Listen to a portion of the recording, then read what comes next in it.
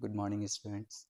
आज हम डिस्कस करेंगे क्लास 10th के साइंस का क्वेश्चन पेपर 2023 का।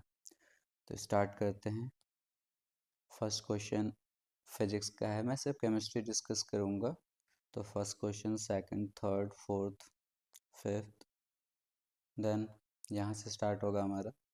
तो ये आप देख सकते हैं, जो फर्स्ट क्वेश्चन है CH3CH2OH, इसका IUPAC नेम पूछा है। ऑप्शन है एथेनॉल, मैथेनॉल, एसिटिक अम्ल और एथेनोइक अम्ल।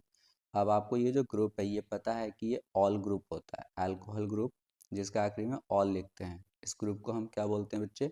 अल्कोहल, अल्कोहल, ठीक है। और आखिरी में ऑल वर्ड लगता है। तो इतना तो कंफर्म हो गया कि ये C और D नहीं होगा। एथेनॉल और मैथेनॉल में क्या होगा? आप कार्बन देख लो, एक दो, दो कार्बन है, तो दो कार्बन के लिए हम एथ वर्ड यूज करते हैं। क्या वर्ड यूज करते हैं? एथ। तो इसका नाम हो जाएगा बच्चा एथेनॉल। तो हमारा आंसर हो जाएगा ए। नेक्स्ट क्वेश्चन देखते हैं, निम्नलिखित में से कौन सी दहन अभिक्रिया है? दहन, दहन का मतलब होता है जलना, मतलब, और इंग्लिश में इसे कहते हैं कंबशन। तो कंबशन अभिक्रिया जनरली क्या होती है? ऐसी अभिक्रिया जिसमें कि हम किसी हाइड्रोकार्बन का, किसका? किसी हाइड्रोकार्बन का, मीथेन, इथेन, एथेनॉल, एसिटिक अम्ल, कोई भी हाइड्रोकार्बन का रिएक्शन कराते हैं ऑक्सीजन से। फिर बनता क्या है? दो चीज़ें बनती हैं, मतलब तीन चीज़ें। एक तो आपका CO2 बनता है, जल बनता है हमेशा, और ऊर्जा निकलती है। तो आप देख लो ये तीनों बातें कहाँ पर हो रही हैं।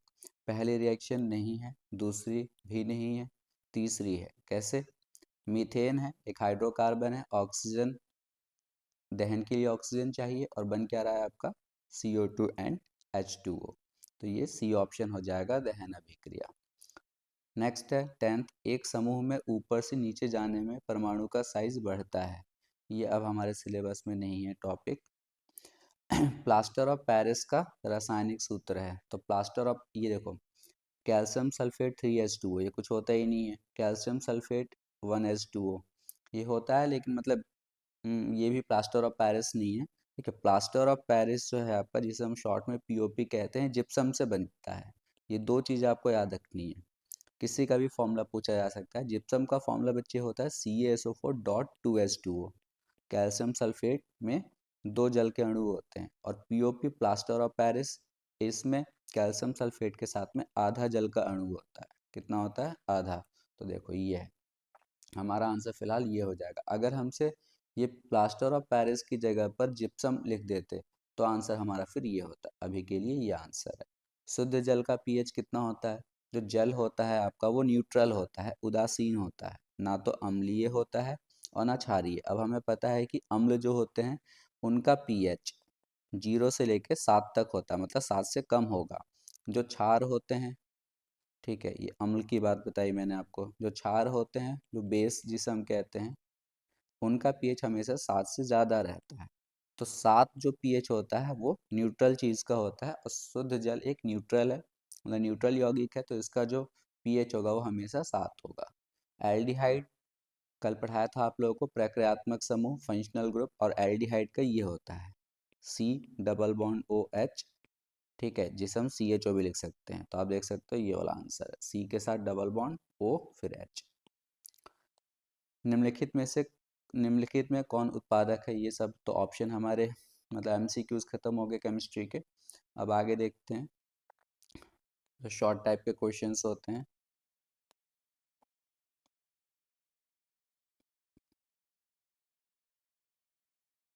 यहाँ से, ठीक है, दैनिक जीवन में pH का महत्व, तो ये आप समझाओगे। जो हमारी मिट्टी होती है उसका एक फिक्स pH होना चाहिए, ना ज़्यादा अम्लीय ना ज़्यादा क्षारीय, अगर उसकी उर्वरता या उसकी जो फर्टिलिटी है वो अधिक होनी है। तो ऐसे ही हमारे जो दांत होते हैं, ठीक है, जो तीत होते हैं, वो भी सड़ने लगते हैं अगर हमारे मुंह का pH, माउथ का pH, जो सलाइवा या जो होता है उसका pH अगर 7 से कम हो जाए। तो ये इंपॉर्टेंट है, दैनिक जीवन में pH के दो महत्व आप समझा दोगे, NCERT में दे रखा है, जरूर पढ़ लेना। फिर ऊष्माक्षेपी रासायनिक अभिक्रियाएं, उदाहरण से पूछा इन्होंने। तो ऊष्माक्षेपी, ऊष्मा शोषी होती हैं, और एक होती है ऊष्माक्षेपी। ऊष्माक्षेपी में जो ऊर्जा है वो निकल जाती है, या आप इस तरीके से कह सकते हो कि ऊर्जा बनती है वहाँ पे राइट साइड में। तो इसका सबसे अच्छा एग्जांपल हम फोटोसिंथेसिस का दे सकते हैं। ठीक है, कैसे? फोटोसिंथेसिस में 6CO2 6H2O। ठीक है, नहीं सॉरी, फोटोसिंथेसिस नहीं, रेस्पिरेशन। हमारे बॉडी में जो ग्लूकोज होता है C6H12O6, इसकी जब हम अभिक्रिया किससे कराते हैं? ऑक्सीजन से, सूर्य के प्रकाश में। ये रिएक्शन, सॉरी, ये सूर्य के प्रकाश में नहीं होगा, ये तो बिना सूर्य के प्रकाश में होता है। तो हाँ, ये तो हमारी बॉडी में होता है। तो ग्लूकोज का जब ऑक्सीकरण होता है, रेस्पिरेशन होता है, तो बनता क्या है? CO2 और H2O, और साथ में क्या बनती है? ऊर्जा। ठीक है, तो रेस्पिरेशन की जो अभिक्रिया है, अब इसको बैलेंस कर सकते हो। देखो C6H12O6 प्लस O2, 6CO2 बनेगा, 6H2O बनेगा। ठीक है, प्लस क्या निकलेगी? ऊर्जा। उसी ऊर्जा का हम यूज़ करते हैं दैनिक कार्य करने के लिए। अब कितना ऑक्सीजन की ज़रूरत है? 6 ऑक्सीजन, यहाँ पे 6 दूनी 12, 18 ऑक्सीजन चाहिए। यहाँ पे हमने सिर्फ 6 यूज़ किया, तो यहाँ पे तो ये हो गया हमारा पूरा अभिक्रिया। ठीक है, ऊष्माक्षेपी रासायनिक। तो ऊष्माक्षेपी में हमेशा ऊर्जा निकलती है, और अगर यही ऊष्मा शोषी पूछ लेते आपसे, तो आप इसका एग्जाम्पल दे देते। कैल्शियम कार्बोनेट है, इसको हम गर्म कर रहे हैं, मतलब हम ऊष्मा दे रहे हैं, ऊर्जा दे रहे हैं, और ये टूट के क्या बनाएगा? CO, calcium oxide plus CO2। तो ये अभिक्रिया क्या मानी जाएगी? आपकी ऊष्मा शोषी। मतलब इंग्लिश में इसे क्या कहते हैं? एंडोथर्मिक। और ऊष्माक्षेपी रिएक्शन को एक्सोथर्मिक। चलिए नेक्स्ट रिएक्शन देखते हैं। एथेनोइक अम्ल के दो रासायनिक गुणों के रासायनिक समीकरण। अब एसिटिक अम्ल या एथेनोइक अम्ल ये होता है बच्चे। तो एक तो आपकी अभिक्रिया इसकी आप उसे दिखा दो NaOH से। जब हम सोडियम हाइड्रोक्साइड या क्षार डालते हैं, तो ये क्या बनाएगा? Na जो है ये इस H के साथ चला जाएगा, मतलब NaH को हटा के इसकी जगह आ जाएगा H और OH, जल बना लेंगे। तो CH3COO Na, सोडियम एसीटेट बन जाएगा, और क्या बन जाएगा? जल। एक तो ये रिएक्शन हो गई। दूसरी रिएक्शन आप इसकी किससे दिखा दो? एथेनॉल से। एथेनॉल और एसिटिक अम्ल, इससे एस्टर्स प्राप्त होता है। सांद्र सल्फ्यूरिक अम्ल में रिएक्शन होगी,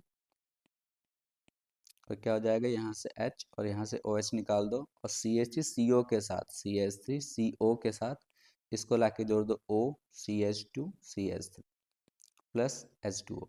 ये बहुत इंपॉर्टेंट रिएक्शन है। एथेनॉल, एसिटिक अम्ल, सांद्र सल्फ्यूरिक अम्ल की उपस्थिति में क्या बनाते हैं? एस्टर। इस एस्टर का नाम क्या है? Ethyl acetate. Ethyl acetate. तो आपने समझ लिया कि एसिटिक अम्ल की अगर हम एथेनॉल से अभिक्रिया कराएंगे तो एस्टर प्राप्त होगा। एसिटिक अम्ल की, एथेनोइक अम्ल की हम सोडियम हाइड्रोक्साइड से रिएक्शन कराएंगे तो सोडियम एसीटेट मिलेगा, और जल बाहर निकल जाएगा। नेक्स्ट रिएक्शन देखते हैं। बेकिंग सोडा से धोवन सोडा और जिप्सम प्लास्टर ऑफ पेरिस। तो पहले हम ये देखते हैं। बेकिंग सोडा देखिए आपका NaHCO3 होता है। NaHCO3, सोडियम बाइकार्बोनेट को हम बेकिंग सोडा कहते हैं। इसको जब हम गर्म करते हैं तो ये Na2CO3 में टूट जाता है, प्लस H2O निकलेगा, प्लस CO2। तो ये सोडियम कार्बोनेट बन गया। इस सोडियम कार्बोनेट की फिर अभिक्रिया किससे हो जाती है? 10 जल के अणु से। तो आपका बन जाता है Na2CO3.10H2O, और इसे हम कहते हैं धोवन सोडा। क्या कहते हैं इसे? धोने का सोडा। तो आपने कैसे बनाया? दोबारा देखो। आपने बेकिंग सोडा लिया, फॉर्मूला याद रखोगे, 2 अणु लोगे, इसके गर्म करोगे तो ये टूट के सोडियम कार्बोनेट बनाएगा, जल और CO2। फिर ये दूसरी रिएक्शन लिखोगे कि इस सोडियम कार्बोनेट में जो हमें यहाँ पे बेकिंग सोडा से प्राप्त हुआ था, 10 जल के अणु हमने जोड़ दिया, और अब हमें क्या प्राप्त हो गया? धोवन सोडा। फिर 7th क्वेश्चन देखो आप। साबुन का निर्मलन क्रिया, मतलब साबुन कैसे काम करता है? तो हमें पता है कि जो साबुन होता है उसके अंदर इस तरीके से एक कार्बन हाइड्रोजन की पूरी चेन होती है, और आखिरी में COONA, या Na की जगह पर पोटेशियम भी हो सकता है। जैसे हमारे पास एक एग्जांपल है C17H35COONA। इसे हम सोडियम स्टेरेट कहते हैं। क्या कहते हैं बच्चे? Sodium stearate. ये फॉर्मूला जरूर याद रखना, एग्जाम में पूछा जा सकता है।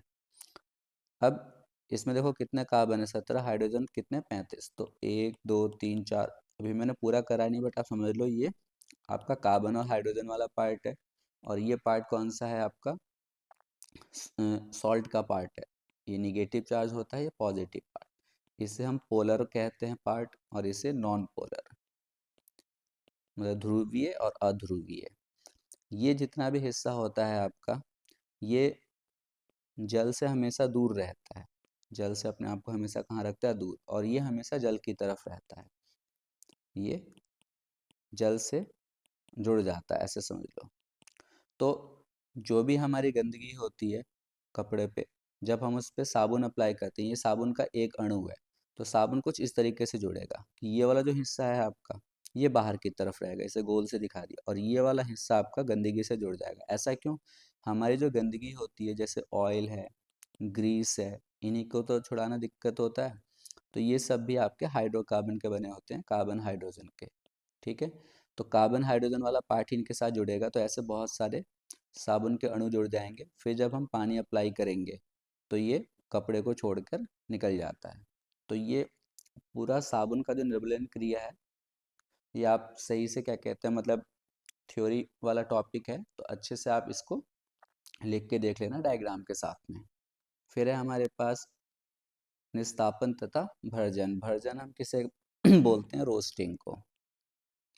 रोस्टिंग होता है बच्चे भर्जन, और निस्तापन कैल्सिनेशन। तो कैल्सिनेशन और रो ये रोस्टिंग, ठीक है, ये दोनों के दोनों जो प्रोसेस है, ये किसके लिए इस्तेमाल होते हैं। भर्जन इस्तेमाल होता है जब हमारे पास सल्फाइड का कोई अयस्क हो। जो सल्फाइड के ओर होते हैं, उनको ऑक्साइड में परिवर्तित करने के लिए, किसमें, ऑक्साइड में, हम भर्जन करते हैं। निस्तापन जब हमारे पास कोई कार्बोनेट का ओर हो, किसका, जैसे, तो कार्बोनेट के ओर को अगर आपको किस में कन्वर्ट करना है, ऑक्साइड में, तो आप उसका निस्तापन या कैल्सिनेशन करोगे। रिएक्शन से समझते हैं, जैसे हमारे पास जिंक सल्फाइड है, मैं इसकी ऑक्सीजन से अभिक्रिया कराऊंगा, तो क्या प्राप्त हो जाएगा, 2ZnO प्लस 2SO2। ठीक है, अब एक मिनट, 2 लेना होगा, और फिर ऑक्सीजन कितना लोगे आप, 3। तो आपको क्या याद रखना है कि भर्जन में हम हमेशा अयस्क जो होता है, जो भी ओर होता है, जो अयस्क होता है, उसको ऑक्सीजन की उपस्थिति में, मेन चीज़ क्या है, ऑक्सीजन की यहाँ पे उपस्थिति होती है, और यहाँ पे ऑक्सीजन की अनुपस्थिति होती है। बिना ऑक्सीजन के यहाँ पे जब हम गर्म करते हैं ओर को, कार्बोनेट ओर को, और ऑक्साइड बनता है, तो वो निस्तापन होता है। तो निस्तापन में ऑक्सीजन की ज़रूरत नहीं होती, हम गर्म तो करते हैं लेकिन बिना ऑक्सीजन के। रोस्टिंग में, भर्जन में हम हमेशा अयस्क को गर्म करते हैं ऑक्सीजन की उपस्थिति में। तो सल्फाइड ओर के लिए आप ज़्यादातर भर्जन करते हो, और निस्तापन कार्बोनेट ओर के लिए। तो ये रिएक्शन याद रखना, दो जिंक का ये ओर है, 2ZnS, 3O2 से रिएक्शन कराओगे, ZnO बन गया, मतलब सल्फाइड का ओर में परिवर्तन। यही मेन मकसद था इस रिएक्शन का। एक और रिएक्शन मैं आपको भर्जन का समझा दूं, जैसे हमारे पास PbS है, लेड सल्फाइड। इसमें भी मैं बस ये रिएक्शन कराऊंगा, 3 बार ऑक्सीजन डालूंगा, गर्म करूंगा, तो Pb के साथ जो S है ना, वो हट जाएगा, ऑक्सीजन आ जाएगा। फिर S क्या करेगा, ये बचे हुए ऑक्सीजन को लेकर सल्फर डाइऑक्साइड बना लेगा। तो ये दोनों अभिक्रियाएं किसकी हो गई, भर्जन की। अब निस्तापन की भी रिएक्शन देख लेते हैं। निस्तापन जिसे हम क्या कहते हैं, कैल्सिनेशन। हम ये किसके लिए करते हैं, हम ये करते हैं कार्बोनेट ओर के लिए। भर्जन किसके लिए करते हैं, सल्फाइड ओर के लिए। तो जैसे मेरे पास में मान लेते हैं कैल्शियम कार्बोनेट ही है, तो इसको मैं गर्म करूँगा बिना ऑक्सीजन के, तो ये टूट जाएगा कैल्शियम ऑक्साइड में और कार्बन डाइऑक्साइड में। तो आप देखो कार्बोनेट था, ऑक्साइड बन गया। जिंक कार्बोनेट है मान लें हमारे पास, इसको आप गर्म करोगे तो भी ZnO बन जाएगा और CO2 गैस।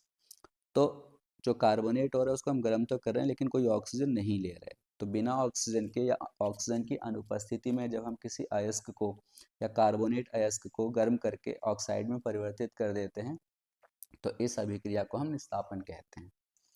अब इसके साथ का अथवा वाले क्वेश्चन भी देख लेते हैं। ये नहीं है सिलेबस में, ये भी नहीं है। ये इम्पॉर्टेंट है। सिन्नाबार से मरकरी प्राप्त करने के रासायनिक समीकरण लिखिए। सिन्नाबार क्या होता है? HgS। सिन्नाबार हम किसे कहते हैं? HgS को। तो अब देखो फिर से ये सल्फाइड और है, तो सल्फाइड और को तो पहले बच्चे आप ऑक्सीजन से रिएक्शन करा के ऑक्साइड में परिवर्तित कर दोगे। क्या बन जाएगा? HgO और 2SO2। अब हमारे पास जब ये बन गया, सिल्वर ऑक्साइड बन गया, तो इससे अब आपसे कहा जा रहा है कि आपको मरकरी प्राप्त करना है। अब मरकरी कैसे प्राप्त करोगे? यहाँ से आपको मरकरी अलग करना है, ठीक है। तो देखो इस रिएक्शन को कैसे करेंगे अब हम। ये जो मरकरी ऑक्साइड बच्चे बना है, ठीक है ना, इस मरकरी ऑक्साइड को हम डायरेक्ट गर्म कर देते हैं। क्या कर देते हैं? गर्म कर देते हैं, क्योंकि ये बहुत ही अस्थाई होता है। तो अस्थाई है तो टूट जाएगा, और टूट के हमें क्या मिल जाएगा? मरकरी, और कौन सी गैस बाहर निकल जाएगी? ऑक्सीजन। तो एक तो आपको ये याद रखना है कि सिन्नेवार का ये फॉर्मूला होता है HgS। बहुत सारे बच्चों को यही याद नहीं रहता है कि सिन्नेवार होता क्या है, ठीक है। तो पहले स्टेप आप ये लिखोगे कि सिन्नेवार का हमने क्या कराया? भर्जन, और मरकरी ऑक्साइड बना दिया HgS को HgO में, और फिर इस HgO को हमने गर्म करा, यहाँ से टूट जाएगा, मरकरी प्राप्त हो जाएगा और ऑक्सीजन गैस बाहर निकल जाएगी। तो बस ये पेपर था हमारे पास 2023 का। एक बार अच्छे से आप रिवाइज कर लें, जो थ्योरी वाले क्वेश्चंस हैं उनको आप एक बार